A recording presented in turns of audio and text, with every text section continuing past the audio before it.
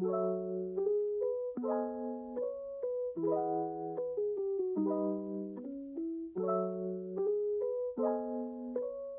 perkenalkan dulu satu-satu siapa aja nih dan kalian nih dari mana? Sikat gitu. Kita dari Mick Morty. Gua sendiri Bintang. Nyebutin playernya gak sih sebagai? Ya. Boleh. Gua di Mick Morty jadi gitaris. Gua Bulan. Enggak. Maksudnya Dikit gak apa-apa kan? Halo. Tetap gua masih dari Big Morty. Nggak dari yang lain. Ulang ya? Ramah banget nih acara. Baru mulai. Halo semuanya, gua Labib, vokal dan gitar. Halo, gue Uno sebagai bass dan kurang satu teman kita nggak bisa hadir. Drummer si Khalif. Nah, Uno sebagai bass ya yang mainin Bintang. Dia tidur gitu. Gak lucu. Lagian sebagai Nah, coba lu ceritain nih. Mick Morty itu apa? Ya dari segi biografi singkatnya nih. Mick Morty itu apa? Genre kayak gimana? Lu juga mungkin. Jangan gua. salah ngomong. Ya, Big Morty itu band dari Pamulang. Kalau soal genre kita juga sulit ya menentukan, maksudnya mengkotakan apa genre kita. Tapi karena kita dilatar belakangi referensi yang berbeda-beda. Cuma gue percaya kalau soal referensi kita kan bikin playlist ya masing-masing dan nggak dipengaruhi satu sama lain gitu. Dan di playlist itu kita berempat tuh naruh Radiohead. Itu tanpa disengaja kalau menurut gue. Jadi di situ sih gue personal, gue percaya bahwa benang merahnya di Radiohead. Cuma tetap dari segi unsur musik atau inspirasi apapun itu bisa datang dari manapun, dan itu masing-masing aja, selera masing-masing. Menurut gue sih gitu. Tapi kalau misalkan dibilang genrenya apa, bingung juga sih boy ya. Cuma kemarin cuma kemarin kan kita submit di Spotify itu, kita ada ditanya ya genrenya apa, ya jawabnya pop alternatif rock gitu. Itu terkait genre. Nah ini kan dulu lengkap nih, ada vokalis, gitaris, basis, ya format band normal pada umumnya ya. Pertanyaan nih, gue pengen nanya, alasan kalian mau ngeband tuh kenapa sih? Kenapa mau ngeband gitu? Lu mau jadi ini sebuah profesi atau hobi doang? Masing-masing kali ya. Iya, kalau menurut gue kayaknya masing-masing sih jawabannya. Tapi sejauh ini awalnya sih coba-coba.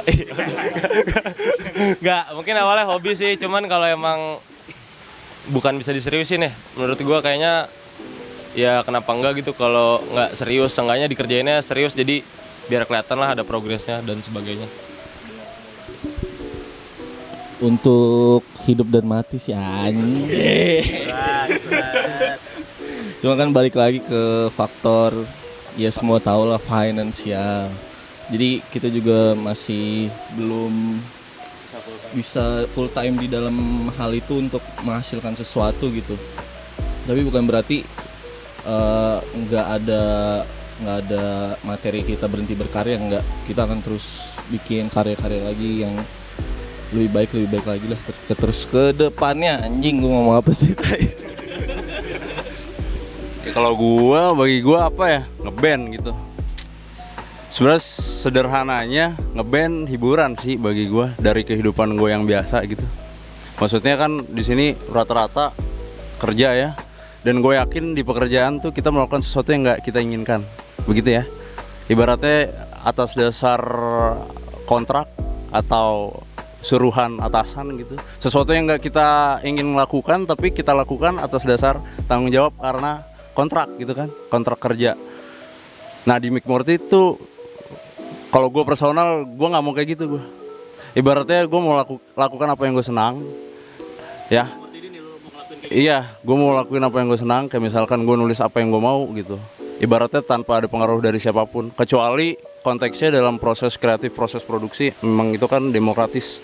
Demokratis maksudnya saling dengar satu sama lain. Cuma gue menempatkan Mick Morty sebagai apa ya, sesuatu yang nggak bisa gue dapatin di pekerjaan gitu.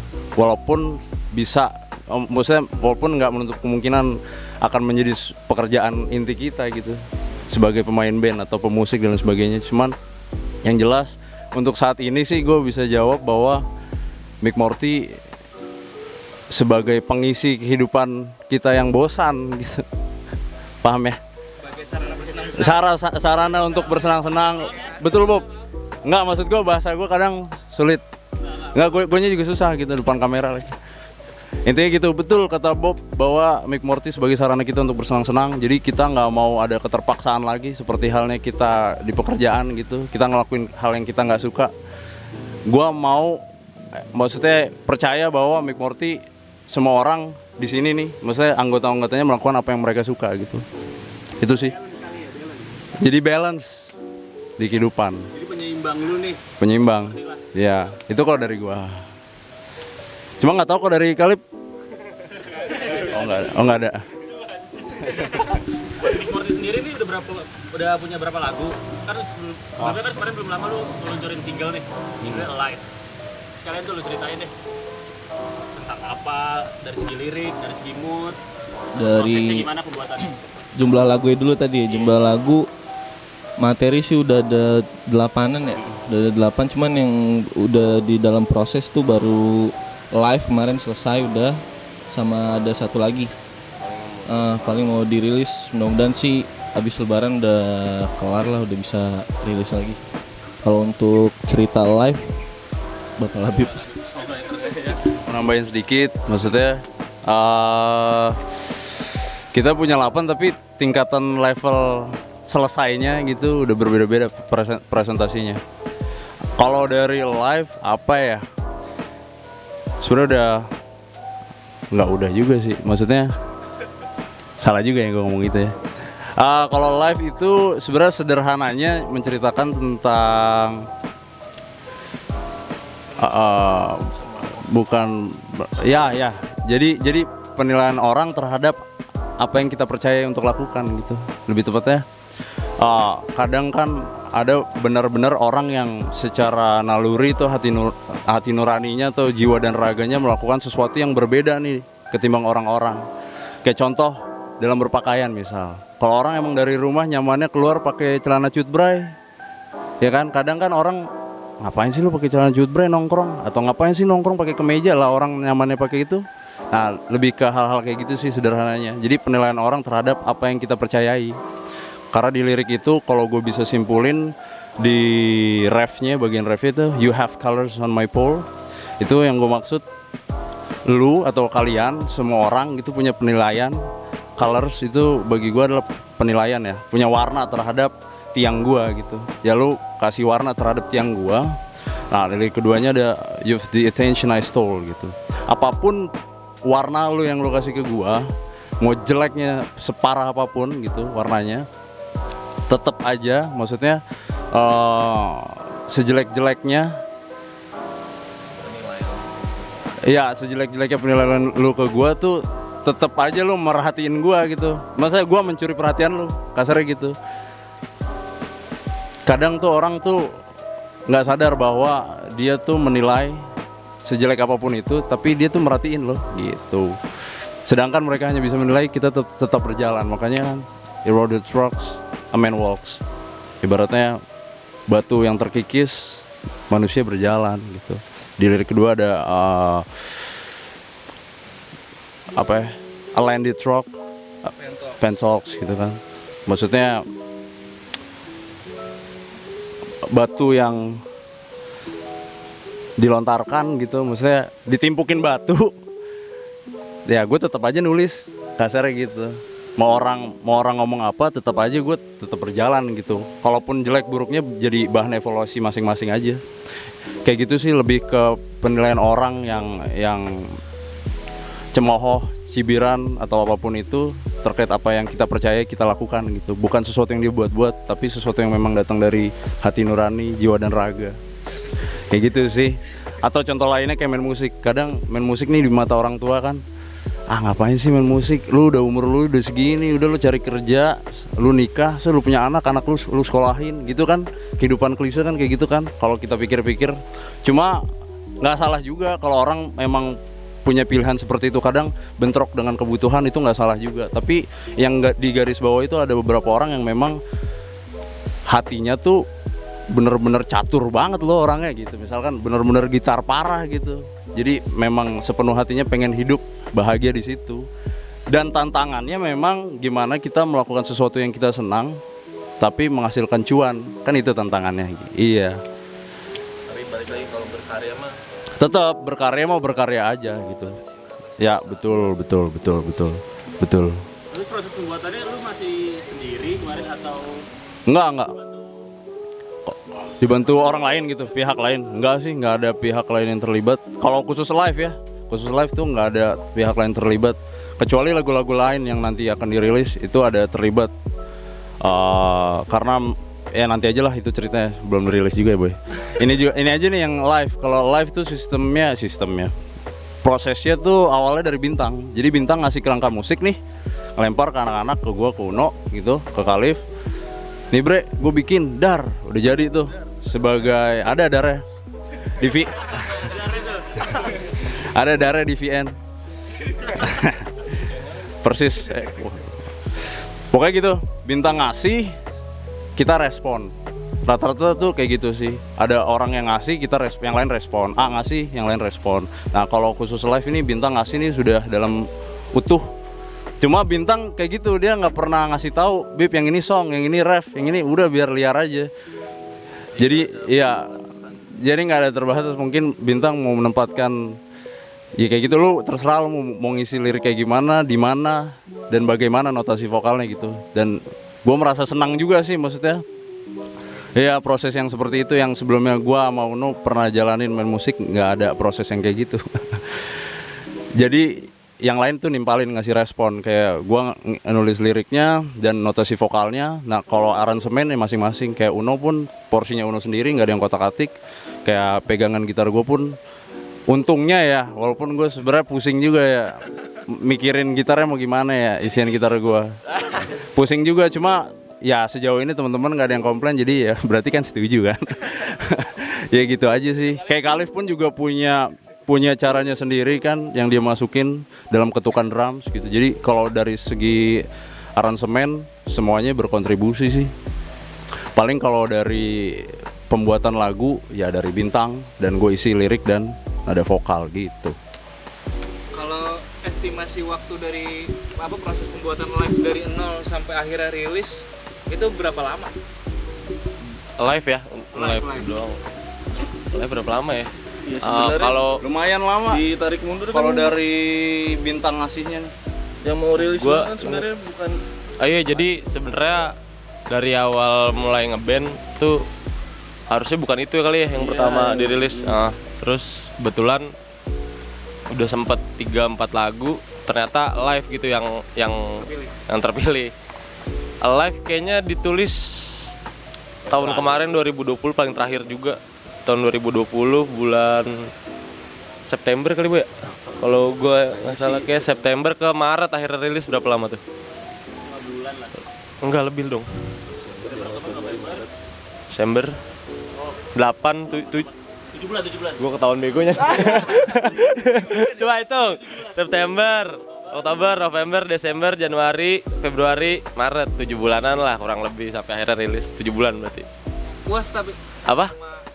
live lahir. Iya karena udah rilis gue puas-puas aja sih. Lu gimana? Kalau masalah kepuasan pribadi masing-masing kali ya. Kalau gue personal sih dari kualitas audio mungkin masih kurang gitu. Karena kalau bicara kualitas audio kan kita bicara device, kita bicara finansial gitu. Tapi yang bisa gue dapati gitu, maksudnya intisari yang gue dapet tuh live ini lagu yang paling jujur sih menurut gue. Dalam artian kita jujur dari ke kondisi finansial, kita jujur dari kemampuan, kita jujur dari apapun itu, dari cerita yang ingin disampaikan gitu. Menurut gue dari keterbatasan yang kita punya sampai akhirnya rilis, gue sih personal ngerasa nggak tahu yang lain. Live nih sebuah karya yang gue bisa bilang gitu, gue bisa klaim karya yang jujur bagi gue gitu. Karena gue ngerasanya seperti itu gitu dengan keterbatasan yang ada. Itu sih kalau dibilang kurang ya yang tadi gue bilang kualitas audio gitu, karena ya gue ulang lagi ya Iya, karena keterbatasan yang kita punya, finansial, kemampuan dan sebagainya gitu sih. Sejauh ini di live juga belajar untuk legowo kalau gue personal gitu. Maksudnya apa yang lu pelajari dari proses produksi sampai akhirnya rilis, gue belajar untuk legowo. Artinya sejelek apapun nih yang kita keluarin, yaitu udah maksimalnya kita sekarang gitu. Kalaupun jauh dari ekspektasi gue personal, ya balik lagi yang lu mampu sekarang kan ini gitu. Ibaratnya kalau lu nunggu mau setua apa kan, mau dikeluarin gitu, mau lu kaya dulu baru lu ngerilis, kapan kayanya nggak ada yang tahu kan. Kayak gitu aja sih. Kalau dari kepuasan ya puas sih gue dari sisi itu. Kalau kita pertimbangan tadi apa yang gue bilang, Bintang gimana Tang? Masih nih. Puas sih gue, puas. Ya karena udah puas ya udah. Berarti bisa disimpulkan kalian bertiga puas sama live nih, ketika live lahir kalian bertiga puas. Puas. Prosesnya kan dari 0 sampai akhirnya rilis itu kan 7 bulan tuh. Nah gimana kalian mensiasati single baru lagi nih? Kalau dari live aja kalian udah puas, apakah nanti bakalan prosesnya lebih lama lagi? Takut gak sih anjir live udah segini nih, kalau gue ngeluarin rilisan baru lagi bakalan di atasnya live gak sih? Lo ada perasaan kayak gitu? Perasaan gitu sih pasti ada ya. Jangankan kita yang nggak profesional, maksudnya buat yang udah profesional aja masih ada perasaan kayak gitu pasti. Tapi bukan dari interview orang mah. Tapi kayaknya bukan dari waktu lagi sih, kayaknya buat single selanjutnya pemikiran-pemikiran kayak gitu sih.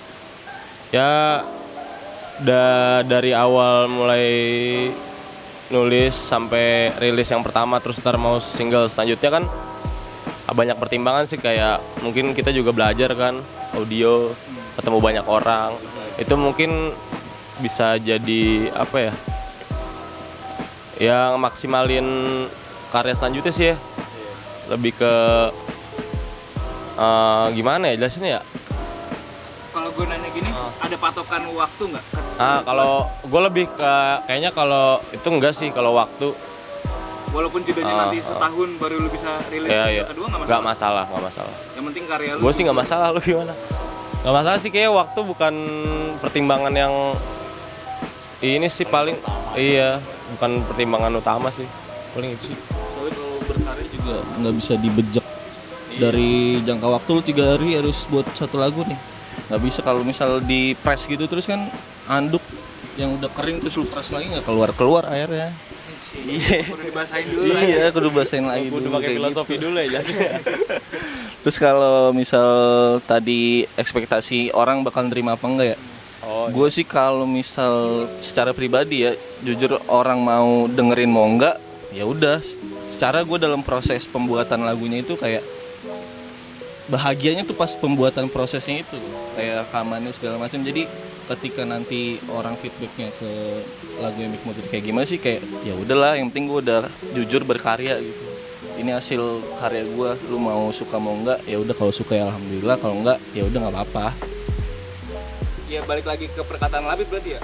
Lu karya lu lahir, entah itu respon orang bagus atau jelek tetap direspon kan. Iya, tuh. Mau jelek pun tetap aja mereka ngerespon, tetap aja mereka dengar. Iya, karena kan nggak mungkin mereka nilai sampai mereka dengar. Iya. Udah lagu live Tameng ya. Ya kan gue udah nyiptain lah, jadi liriknya gini gitu. Enggak sih, canda. Speak. Canda Tameng. Nah, tadi kan si Bintang bilang tuh apa senangnya tuh dibuatan proses nih. Nah, kalau dari Mikmut sendiri, kalau dalam proses lirik pembuatan lagu itu kan ada tadi 8 lagu. Nah, itu prosesnya gimana setiap lagunya itu? Apakah dari masing-masing punya kegelisahan atau lu punya pakem sendiri gitu tentang cinta, tentang kehidupan? Penulisan ya? Iya, penulisan lirik sama lagunya nih. Kalau sejauh ini sih selalu via, ini kan lagi pandemi juga ya, awal ngeband juga dari pandemi, semuanya dikerjain secara online sih, virtual semua. Kayak sebenarnya keresahan punya semua ya, keresahan, cuman biasanya kalau emang ada keresahan songwriting sih Labib sih kebanyakan ya. Biasanya Labib punya keresahan atau tiba-tiba dia udah punya lirik, jadi dia ngasih lah ke grup atau gimana. ataupun gue sama Bintang, misalkan kayak kan yang lebih sering ketemu kan gue sama Bintang nih, misal kayak boy coba bikin gini dong A B C D gitu, ntar barulah dikerjainnya via online karena kan udah kerja juga ya. Iya. Jadi susah gitu ketemunya. Sejauh ini sih via online terus. Terus kalau masalah penulisan kayaknya nggak ada batasan Bib ya. Entah cinta atau keluhan dan sebagainya. Coba lu jawab Bib. Kalau soal lirik sejauh ini yang udah ditulis sih memang nggak ada terbatasan apapun gitu. Karena yang paling penting itu jujur sih, ibaratnya kita sejauh ini pengen nyeritain atau pengen ngeluarin sesuatu yang jujur termasuk dalam lirik gitu. Ibaratnya ya itu bagi kita pemilihan juga sih, sebenarnya orang juga bebas mau bikin lirik soal kehidupan di planet Merkurius gitu, nggak apa-apa juga gitu. Cuma ya untuk kita enggak, karena yang kita rasakan enggak ke arah sana gitu.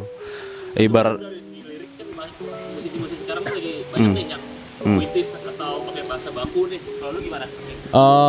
Sukanya kali ya. Karena kan kalau misalkan nulis atau ngelakuin sesuatu berarti kan berdasarkan apa yang kita suka. Kalau gue jawabnya yang gue suka sih sebenarnya gue nggak mau terlalu lugas, entah kenapa ya. Tapi gue nggak mau puitis juga. Pengen berada di tengah-tengah gitu, ibaratnya tetap ada metaforanya, tetap kias, cuma nggak puitis, tapi nggak lugas gitu. Di tengah-tengah pengennya sih kayak gitu. Maksudnya nyamannya sih seperti itu. Kadang gue juga nggak terlalu seneng, terlalu to the point gitu, nggak terlalu seneng. Tapi di beberapa case ada beberapa lirik yang ditulis juga to the point. Jadi fleksibel aja sih sebenarnya.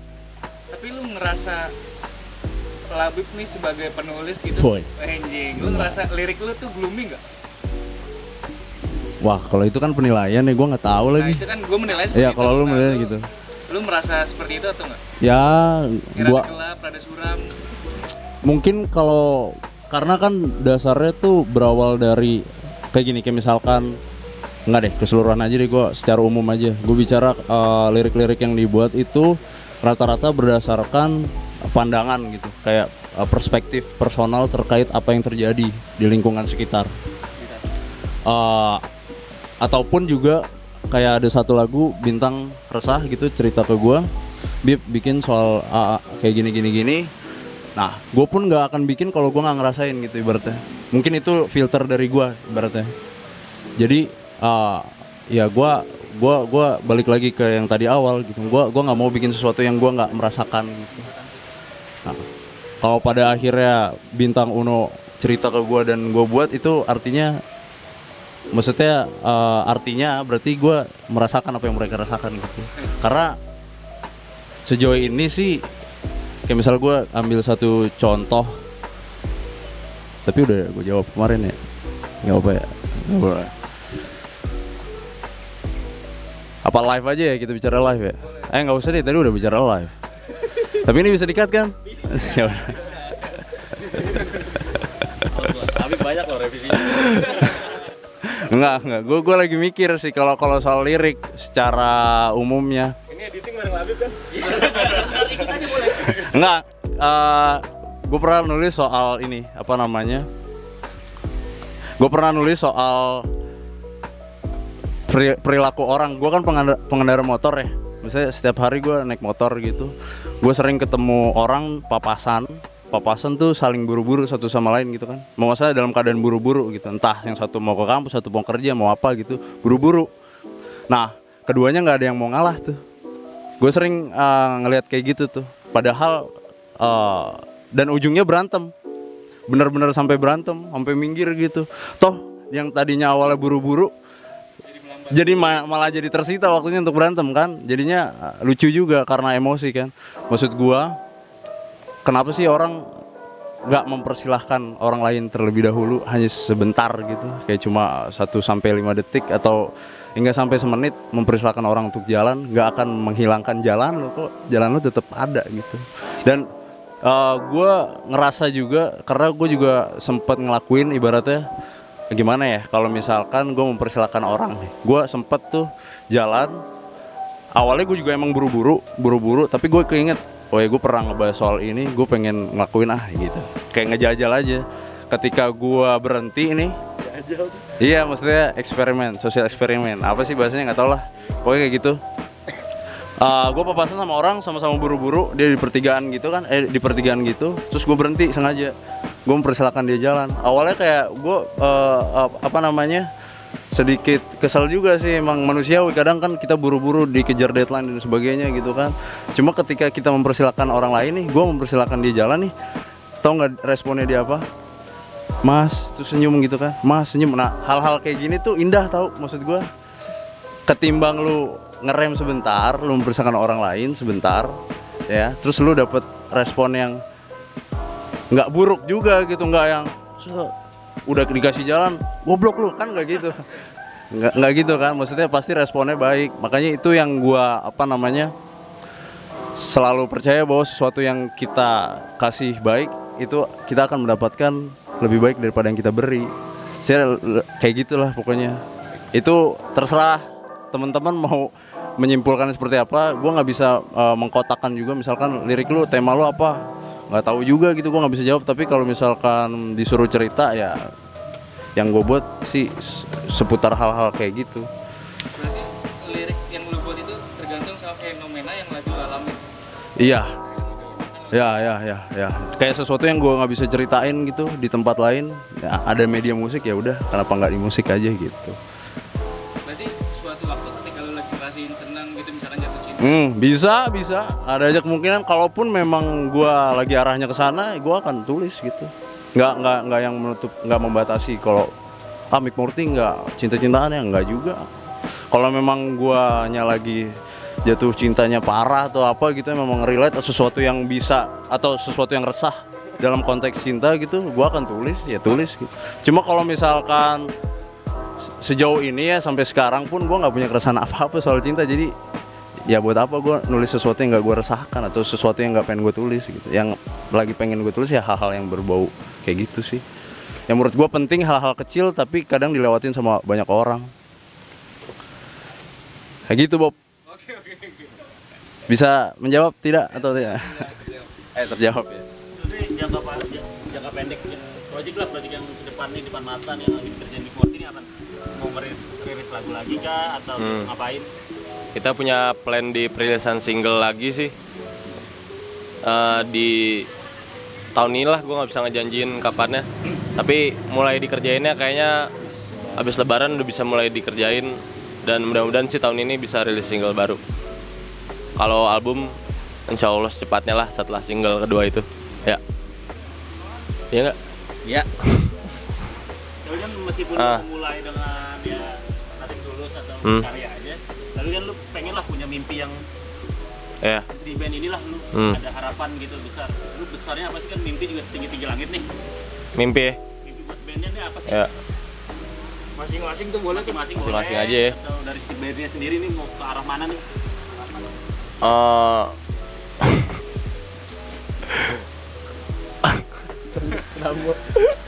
Tiba-tiba nanya lo dia.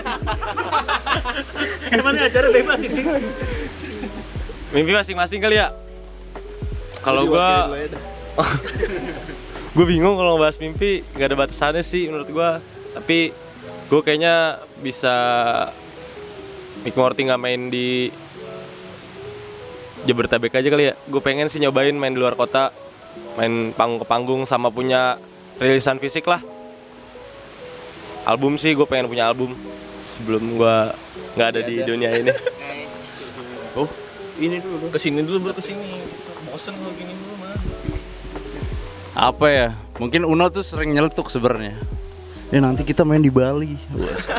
Nanti kita main di Australia. Dia sering nyeletuk gitu. Padahal gue pikir, apaan sih lo?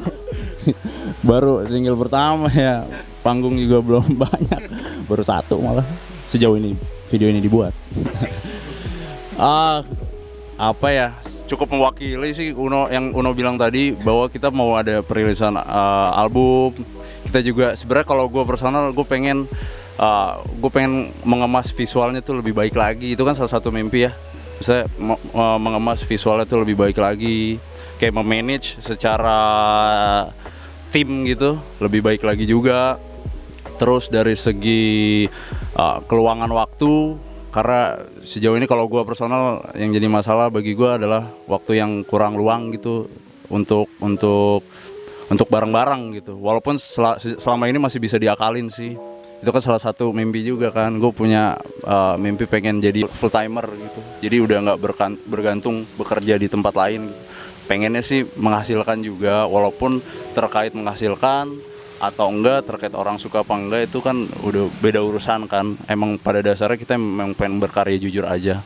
Cuma kan siapa yang nggak mau gitu kan, salah satu harapan juga pengen jadi full timer musisi gitu kan. Gitu sih kalau dari gue. Kalau dari Bintang mungkin. Ya. Udah dijawab semua sih ya oleh teman-temanku, sudah diwakili. Mimpi gue juga kurang lebih hampir sama kayak yang lain lah. Jadi full timer di musik, tour Asia kali ya. Kayak tour Asia. Sama gue pengen gak apa-apa kan, mimpi tinggi-tinggi bro. Iya. Mimpi kan adalah bukti. Iya. Di Afrika gue. Afrika. Yang nonton singa boy. Kurang anjing. Kayak gitu sih. Paling. Nah kalau mimpi nih, kalau gue pertanyaannya, menurut kalian nih band gede tuh, band ukuran besar tuh hitungannya apa sih? Apakah punya album banyak, konser di mana-mana, atau yang berimpact sama sekitar nih? Patokan nih. Ayo kalau dari lu sendiri masing-masing nih. Kalau menurut gua band gede ya, gede nggak gede kecil nggak ada batasannya sih. Tapi menurut gua kayaknya kalau konteksnya gede ya, dia punya impact sih ke pendengarnya, entah dari ngejalanin hidupnya atau ya cara pandang, cara berperilaku.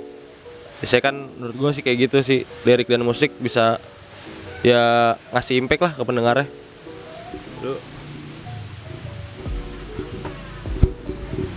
Ya. Kurang lebih sama ya, gue setuju sama apa yang Uno bilang gitu. Kadang kalau bukan kadang ya, memang kalau musisi besar gitu, kalau apa yang kita lihat sebagai pendengar aja.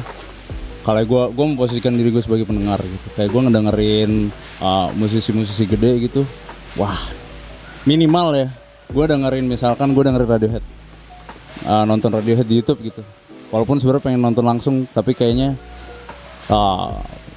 nggak tahu lah, gue nggak bisa komentar soal itu, kapan dia datang dan sebagainya. Soalnya kayaknya sih kayak sejauh ini yang gue denger, mereka kayak punya standarisasi untuk datang ke negara mana gitu. Yang gue nggak bisa ngomong lebih lanjut karena gue juga kurang paham. Intinya gue ketika dengerin Radiohead nih, yang menurut gue band gede banget gitu dan idola gue banget, ya gue dengerin dia, gue jadi pengen main musik.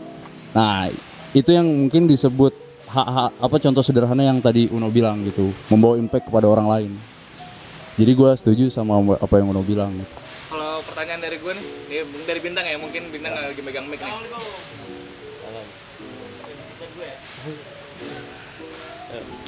Ya, singkat Bu.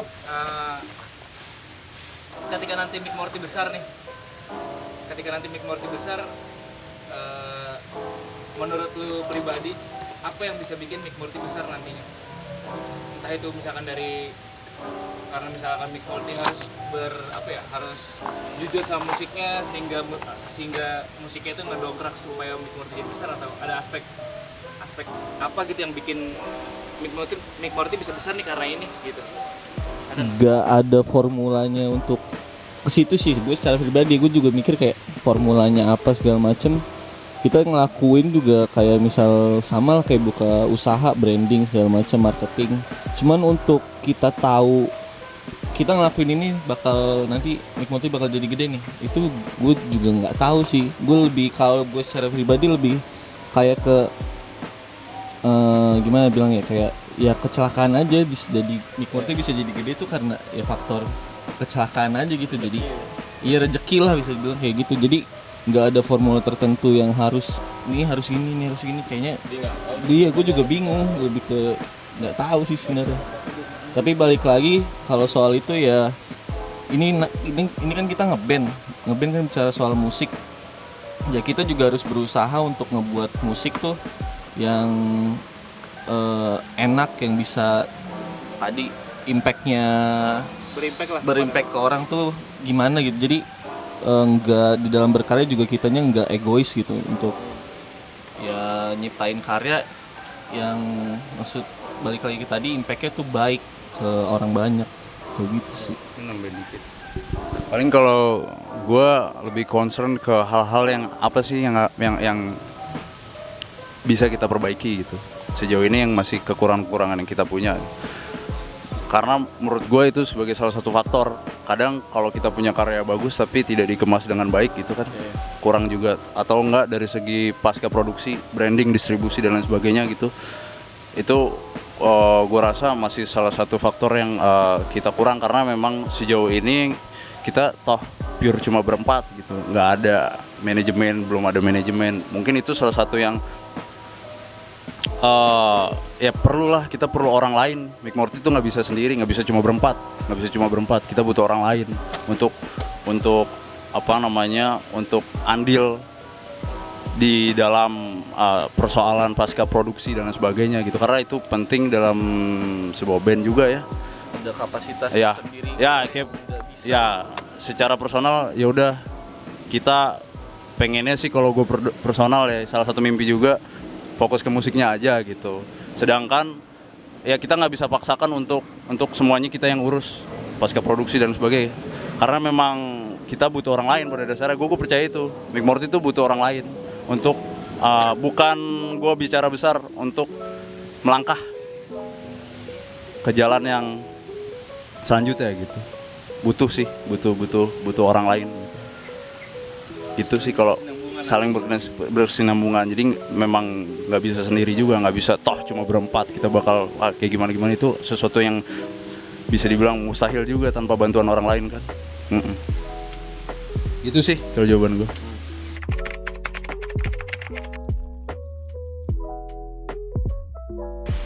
ketika udah ada suatu masalah yang nggak bisa diselesain bareng-bareng sih, yang nggak bisa diajak ngobrol dua arah lagi, yang udah benar-benar ya jalannya emang ke situ, udah jadi nggak bisa dipaksain untuk lanjut lagi, bisa udah ditembok, udah dibeton segala macem, tapi kita tetap mau maksain itu kan juga sama aja buang-buang waktu, buang-buang energi segala macem. Kalau emang bubarnya Mick Morty adalah ketika kita semua ribut dan itu nggak bisa diselesain secara dua arah sih kalau gua. Kalau gue ketika udah nggak produktif lagi sih, kayaknya kalau tim udah nggak produktif lagi, dari diri gue juga udah nggak semangat, bisa kandas sih, itu berpeluang kandas. Kalau gue personal, gue nggak expect itu akan terjadi. Kenapa? Karena kita memulai sesuatu yang dari kita suka gitu. Ya gue berharap masing-masing dari kita bisa menjaga apa yang kita suka. Jadi sesuatu yang ya bisa. Bubar tuh bukan berarti ketika kita bentrok paham, bukan berarti ketika nggak ada masalah yang nggak bisa kita selesain. Bubar tuh bisa jadi misalkan Mick Morty udah mencapai satu tujuan yang benar-benar goals Mick Morty. Oh, kalau itu nggak ada sih. Kalau itu iya, selama itu tadi yang gue bilang, maksudnya korelasinya, selama kita melakukan ngasih, berada di situasi yang kita melakukan apa yang kita senang dan semua orang menerima, maksudnya saling menerima, memahami, itu penting juga. Selama kita bisa menjaga itu aja, gue rasa sih kalau hal-hal yang tadi dibilang Bintang sama Uno, gue kan nggak expect itu akan terjadi gitu. Kalau yang apa yang lo bilang tadi gimana? Apa namanya? Bubar tuh bukan berarti Udah mencapai goals gitu. Kalau misalkan gue bilang kita nggak ada batasan untuk goals tertentu gitu, iya, kita tuh nggak punya batasan. Kalau gue sih selalu mindsetnya ke arah situ, nggak mau lah sesuatu yang punya batasan, kan kalau udah selesai terus ngapain lagi? Nggak ngapa-ngapain kan? Maksudnya gue sih secara personal pengen, gue yakin juga teman-teman setuju, nggak ada batasan bagi kita untuk melakukan apapun gitu. Bisa jadi nanti Uno jadi bintang film, padahal Bintang jadi Uno film. Ya. gitu. Ya, maksudnya kayak gitulah. Nggak menutup kemungkinan apapun yang akan terjadi di masa. Ya. Karena balik tadi yang gue bilang, toh kita melakukan hal yang kita senang. Masa lo mau berhenti ngelakuin hal yang senang, yang lo nggak bisa dapetin di tempat lain gitu. Lebih kayak gitu sih. Musik kayak nggak ada usia pensiunnya gitu sih ya. Kayak ya mau dipensiunin ketika mungkin benar-benar jari semua udah nggak bisa ngapa-ngapain tuh baru. Ketika lu udah nggak bisa lagi megang gitar, Iya kayak gitu. ketika Labib udah nggak bisa nyanyi lagi. Tapi bisa aja, misal gue udah nggak bisa ngapa-ngapain nih badan, tapi gue bisa ngomong, Bib tulisin lagu Bib, gini tuh berkarya lagi. masih bisa tetap ya? Iya, nggak ada pensiunan, nggak ada berhentinya sih. Kayak gitu. Mungkin terakhir nih, lu boleh udah promosiin Mick Morty itu bisa didengar di mana aja. Enggak lu lebih tepat. Iya untuk promo. Pertanyaan terakhir nih, apa perasaan lu di review sama siasat partikulir? Lu expect nggak bakalan di review sama media-media seperti itu? Enggak sih, itu nggak expect, tiba-tiba aja dapat notif dari siasat partikulir langsung, wah anjing masuk siasat partikulir gitu. Nggak ada, ya sebenarnya nggak direncanakan gimana ya. Iya mengirim aja, nggak press release, dan akhirnya dinaikin sama dia. Gitu. Tadi terakhir tuh, Lu lah yang promo lah, gue sih promo. Ya kita kayak gue ada yang kurang kan tadi selama gue ngomong ya. Udah ngeditnya bareng kan.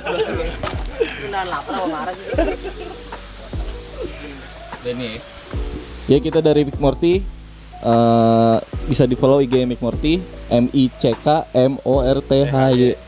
Terus lu juga bisa dengar singlenya Mick Morty berjudul Live di Spotify ada, di YouTube ada, ya pokoknya di mana-mana ada. Digital platform kesayangan Anda. Silakan didengarkan. Mick Morty pamit. Oke. Sebelum Mick Morty, ya pernah kepikiran nama lain nggak? Beneran jawab. Pernah nggak Labib? Beneran. Iya kalau pernah jawabannya nggak apa.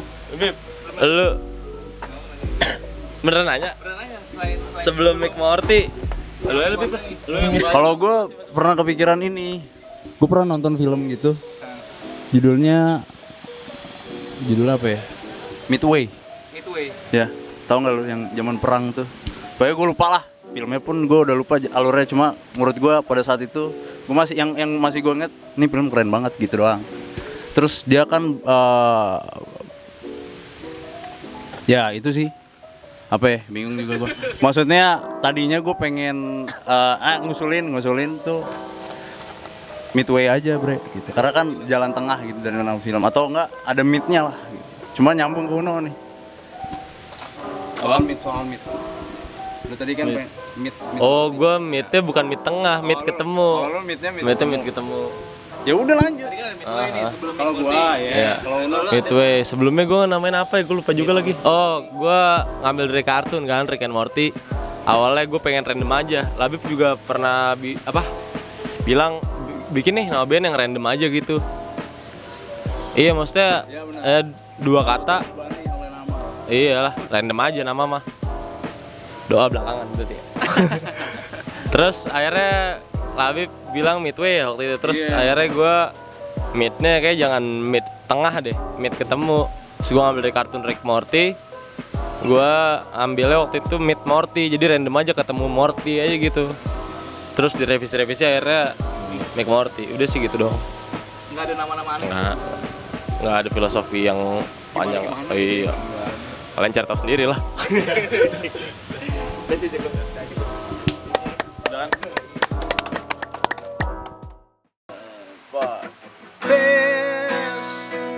This is a place. Sit down, yourself now.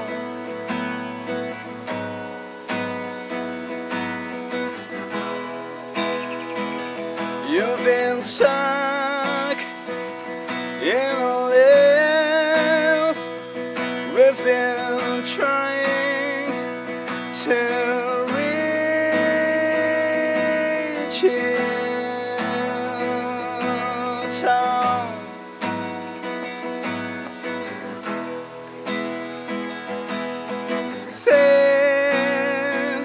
This is a place.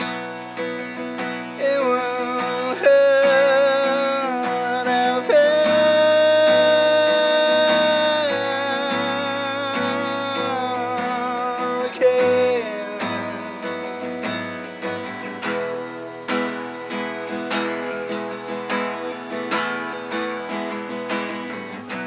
smell of air conditioning, the fish are piling up. Empty all your pockets, 'cause it's time